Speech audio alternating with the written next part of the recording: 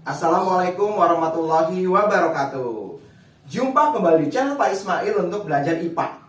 Kali ini kita akan mempelajari tentang tanah dan keberlangsungan kehidupan.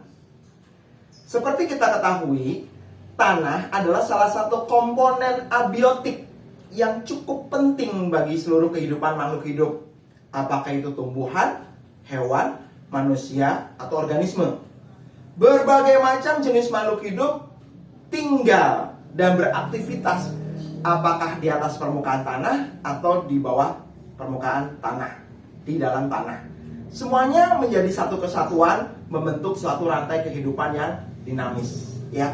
Oke, pada kesempatan ini ada dua hal yang ingin Bapak sampaikan. Yang pertama adalah peran tanah bagi kehidupan, ya. Yang kedua adalah peran organisme tanah sendiri. Ya, oke, kita bahas satu persatu ya. Yang pertama, peran tanah bagi kehidupan. Di sini ada tiga hal yang patut kita cermati. Yang pertama, tanah sendiri berperan sebagai tempat hidup hewan dan bakteri. Berbagai jenis aktivitas hewan ataupun bakteri ataupun mikroorganisme itu tinggal di permukaan tanah ataupun di dalam tanah.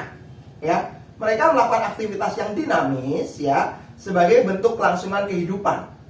Ya, oke. Yang mana diperlukan oleh berbagai makhluk hidup lainnya, saling terkait. Apakah itu tumbuhan, hewan, atau manusia? Ya, oke. Berikutnya, tanah juga berperan sebagai penunjang kesehatan dan penyedia keperluan hidup manusia. Ya, seperti kita ketahui ya, manusia tinggal dan beraktivitas di atas tanah, membangun rumah, membangun komunitas di atas tanah. Tanah juga berfungsi sebagai penyedia keperluan hidup manusia, ya. Sumber makanan manusia atau apakah itu tumbuhan atau itu hewan itu juga melakukan aktivitas di tanah. Terutama tumbuhan, dia hidup dengan mengambil unsur hara yang ada di tanah. Hasil dari proses fotosintesis tumbuhan ini dapat berbentuk karbohidrat ataupun buah-buahan, sayur-sayuran yang mana dimanfaatkan oleh manusia, ya. Tanah juga berfungsi untuk keperluan hidup manusia. Di dalam tanah berbagai macam sumber mineral ada. Logam, apakah itu besi, apakah itu nikel, apakah itu tembaga, aluminium. Semua diolah dari dalam tanah. Ya, oke. Yang ketiga, peran tanah adalah penyedia dan penyaring air. Ya, air adalah komponen abiotik yang dibutuhkan oleh semua makhluk hidup. Ya, sumber utama penting untuk kehidupan. Salah satu sumber air yang bisa kita gunakan adalah yang berasal dari dalam tanah. Ya, sumur artesis digali dalam tanah. Ya, sumber-sumber air yang ada di permukaan bumi seperti danau, sungai atau laut juga sebenarnya berasal dari siklus hidrogeologi, siklus air yang berlangsung di dalam tanah. Ya, oke. Itulah peran tanah bagi kehidupan.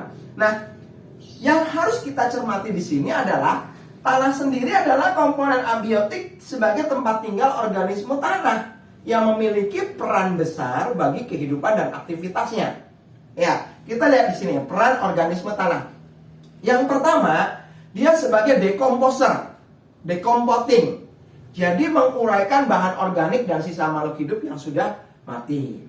Ini adalah berbagai jenis komponen kelompok-kelompok bakteri, jamur, ataupun kelompok serangga dari arthropoda, ataupun mikroorganisme dan mikroba yang lain. Ya, mereka adalah pengurai dalam rantai makanan dan piramida kehidupan sehingga siklus kehidupan berlangsung dinamis. Ya, kalau ada sisa makhluk hidup, apakah itu tumbuhan, hewan yang sudah mati, itu akan diuraikan oleh dekomposer ini, ya, menjadi bahan-bahan anorganik yang berguna dalam satu siklus kehidupan itu, ya, dibutuhkan oleh tumbuhan, hewan dan manusia, ya. Oke. Yang kedua, peran organisme tanah adalah pereaksi kimia dalam tanah. Ya, berbagai jenis bakteri, jamur dan mikroorganisme membantu pelapukan batuan yang ada dalam tanah, ya, di mana terjadi proses reaksi kimia dan itu membantu pembentukan tanah. Ya, oke. Berikutnya, organisme tanah adalah pengurai polutan dalam tanah. Tanah juga rentan tercemar oleh bahan penyebab polusi atau polutan.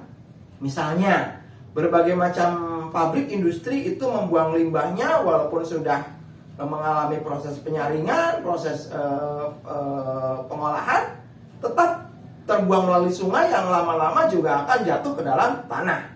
Ya. Nah, bahan polutan ini kalau tidak tidak diolah ataupun tidak dilakukan penguraian oleh jenis dekomposer, itu akan berbahaya bagi tanah.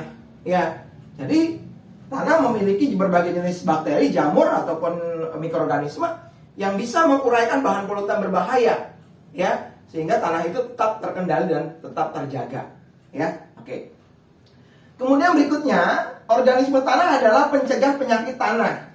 Ya, berbagai macam penggunaan pupuk kimia atau zat-zat kimia yang berlebihan kadang akan menyebabkan kesuburan tanah itu menjadi terganggu.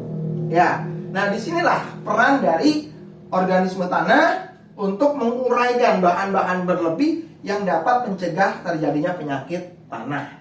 Ya, oke. Berikutnya, peran dari organisme tanah itu apa lagi? Memberi pengaruh pada tekstur tanah.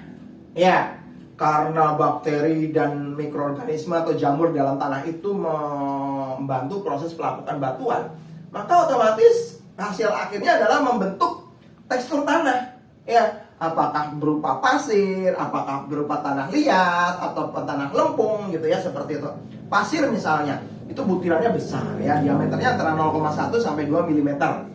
Ya, pori-porinya besar, kurang bisa menyimpan atau menyerap air. Sebaliknya tanah liat itu diameternya kurang dari 0,002 mm. Pori-porinya kecil, sangat baik untuk menyimpan air gitu ya.